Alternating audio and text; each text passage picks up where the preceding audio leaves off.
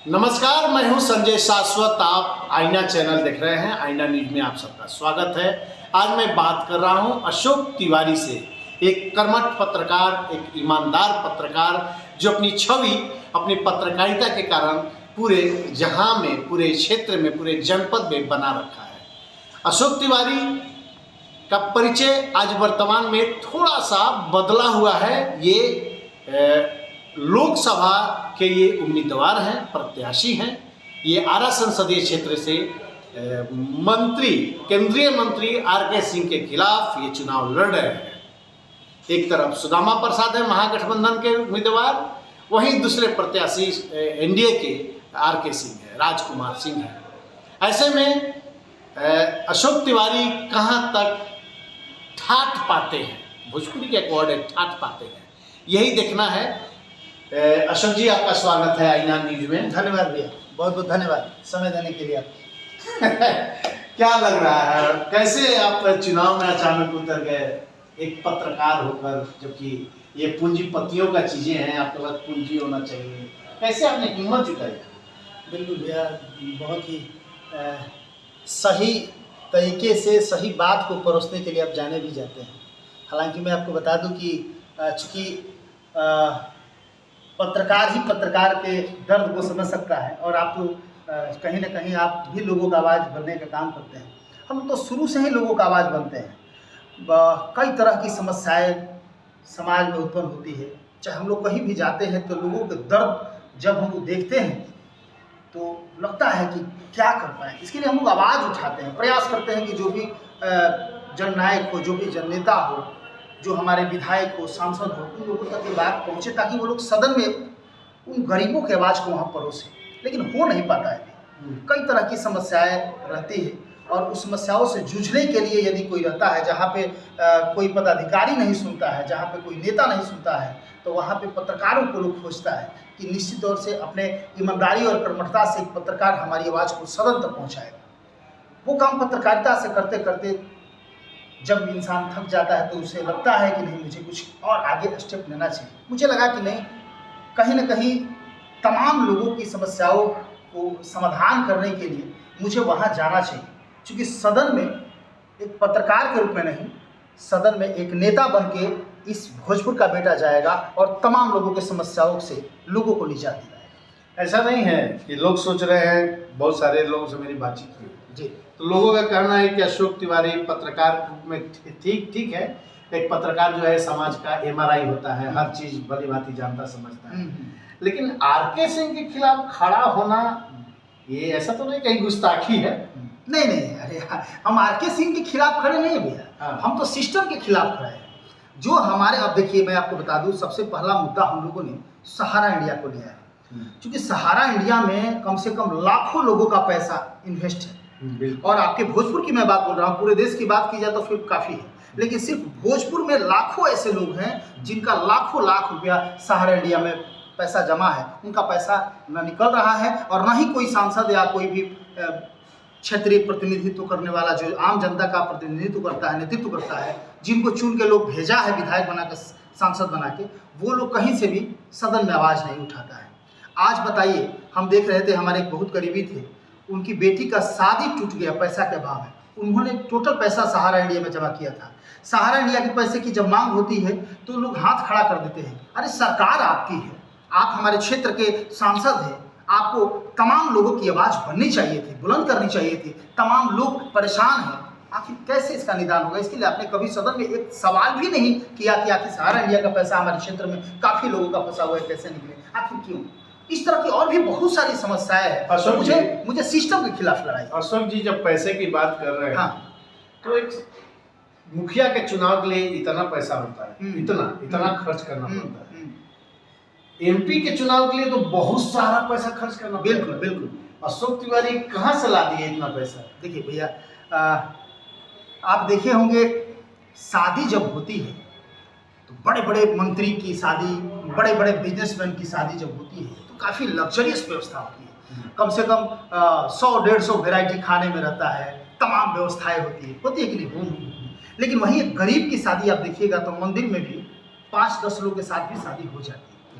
शादी ही ना करना है। अब आप अपने पावर को दिखाते हैं कि मेरे पास बहुत रुतबा है, पैसा है, तो मैं आपको बता देना चाहता हूँ। खैर आपको बताना कहीं सूर्य के सामने दीपक दिखाने के बराबर होगा, क्योंकि कहीं ना कहीं लोगों को भी बता रहे हैं। लेकिन आपके सवाल का भी जवाब हम इसलिए थोड़ा सा संकोचित रूप से दे रहे हैं, क्योंकि सब लोग को पता है, सबको पता है कि समस्या कहाँ है। बहुत सारे पैसे वाले लोग हैं, बहुत सारे पैसे वाले लोग हैं, तो क्या पैसे से चुनाव हो सकता है? क्या पैसे से कोई चुनाव जीत सकता है? क्या रुपया पैसे से कुछ नहीं होता भैया।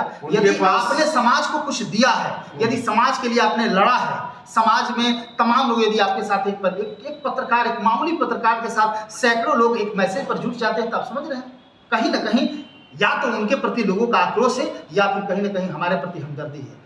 कहीं ना कहीं या तो मैंने उनके लिए अच्छा किया है, या फिर उन्होंने लोगों के लिए खराब किया है। कैसे तो दोनों लिए आपके अंदर हिम्मत कौन भर दिया, कहाँ से आ गया? आप सब, तमाम जनता, तमाम पत्रकार भाई, तमाम लोग जो उन लोगों से पीड़ित है, परेशान है, जो मुझे साथ दे रहे हैं कि आप चुनाव लड़िए, मैं आपके साथ हूँ, गाड़ी में तेल नहीं है मैं भरवाऊंगा, आपको कोई भी जरूरत होगी मैं हूँ आपके साथ। वर्तमान सांसद से लोग कहीं ना कहीं असंतुष्ट हैं।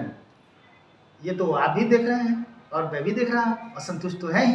असंतुष्ट नहीं होते तो इस तरह की पर आप तो देख रहे हैं बहुत जगह क्या क्या हो रहा है, ये कहने की जरूरत नहीं है। आप भी देख रहे हैं, आप भी खबर में चला रहे हैं, हम भी खबर में बहुत दिन चला है, तो कहीं ना कहीं परेशानी तो है। और परेशानी है, ऐसे भी 10 साल एक समय होता है भैया, परिवर्तन तो होना ही चाहिए। परिवर्तन होगा तब ना, आपके अंदर काबिलियत क्या है, आपके अंदर हुनर क्या है, क्या ये 10 वर्षों में जो विकास हुआ है उससे क्या बेहतर विकास हो सकता है, तो ये किसी को चांस दीजिएगा तब ना पता चलेगा। विकास तो हुआ है ना, लोग कहते हैं कि आरके सिंह जो है विकास पुरुष है, यहाँ पर इधर 4 लेन बना दिए, इधर ओवर ब्रिज बना दिए, दर्जनों ट्रेन का यहाँ पर रुकने के लिए प्रयास किए, ट्रेनें रुकने भी लगी। ये लोग कह रहे हैं कि आप कह रहे हैं? नहीं, लोग कह रहे हैं। यदि लोग कह रहे हैं तो मैं आपको बता दूं भैया कि ये लोग नहीं कर रहे हैं। हाँ, कुछ लोग जरूर है जो उनके प्रचारक हैं, वो जरूर कह रहे हैं। आप नहीं कह सकते, आप चूंकि एक पत्रकार है, यदि कहते हैं तो बताइए, कहीं काम हुआ है तो आप ही हमको बताइए। क्या आप एक अच्छे और निर्भीक निडर पत्रकार के रूप में जाने जाते हैं। अशोक तिवारी की जब बात होती है तो कहीं ना कहीं संजय शाश्वत की भी चर्चा होती है। आप हमें ये बताइए कि क्या 4 लेन आरके सिंह जी का बनाया हुआ है?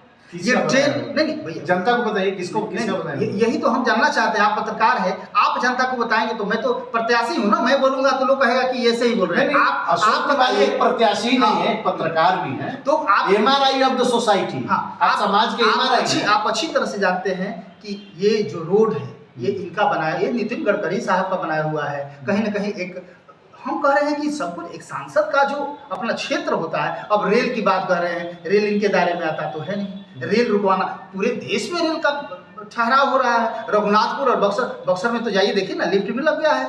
तो इसका मतलब क्या कि वहाँ के सांसद ने किया है? वो बक्सर में भी ट्रेन रुक रही है, रघुनाथपुर में भी ट्रेन रुक रही है, डुमराव में भी रुकना स्टार्ट हो गई।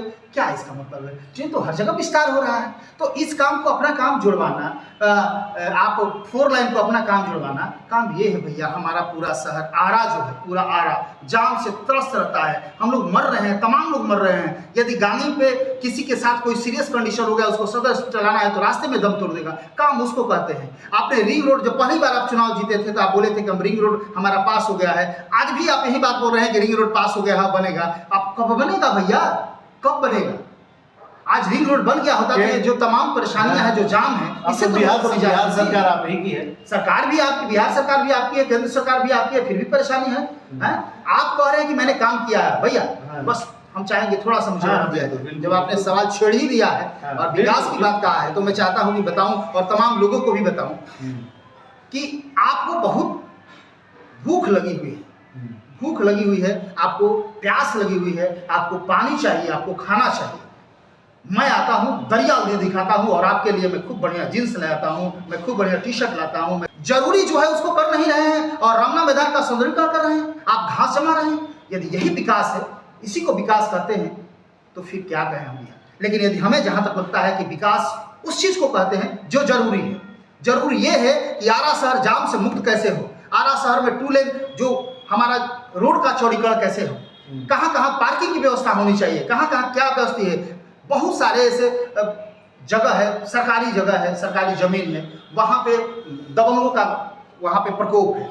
वहाँ पे कुछ नहीं कर रहा है लोग, जहाँ देख रहे हैं कि यदि कोई गरीब जी रहा है तो उसके झोपड़ी उजाड़ दे रहा है। प्रचार ही है, काम नहीं है। जनता कह रही है हाँ कि एक तरफ महागठबंधन के सुदामा बाबू हैं, दूसरी तरफ आरके सिंह हैं, बीच में अशोक तिवारी आए हुए हैं।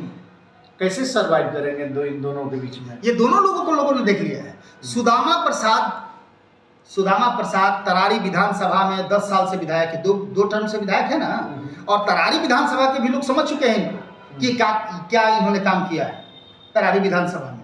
जो विधानसभा में काम नहीं कर सकता एक छोटा सा क्षेत्र में, तो पूरा संसदीय क्षेत्र में कहाँ से काम करेंगे। और रही बात आरके सिंह जी की, तो आरके सिंह जी का भी अब देख ही रहे हैं कि 10 साल में इन्होंने क्या किया। 5 साल तो किसी भी तरह खींच खाच के थोड़ा बहुत अपने जमा लिया, अपने व्यक्तित्व को प्रभाव दिखा दिया, लेकिन जैसे ही दूसरा सत्र इनका स्टार्ट होता है, आप इनके फंड भी जो मिलता है वो भी पैसा खर्च नहीं कर पाते। अच्छा, एक प्रश्न मेरे जहन में है। हाँ, कि तिवारी जी जो है पंडित जी हैं, ब्राह्मण हैं, ब्राह्मण वोट अधिकतम एनडीए का वोट है। तो ऐसा नहीं ना कि अशोक तिवारी के कोई डमी कैंडिडेट है, वो वोट कटवा है, ऐसा कुछ तो नहीं ना जिसका फायदा महागठबंधन को मिले? अच्छा भैया, एक बात बताइए, यदि फायदा महागठबंधन को मिले कि एनडीए को मिले, मतलब उससे नहीं है। मतलब ये है कि डमी कैंडिडेट है कि क्या है, वो तो ये जनता ना फैसला करेगी।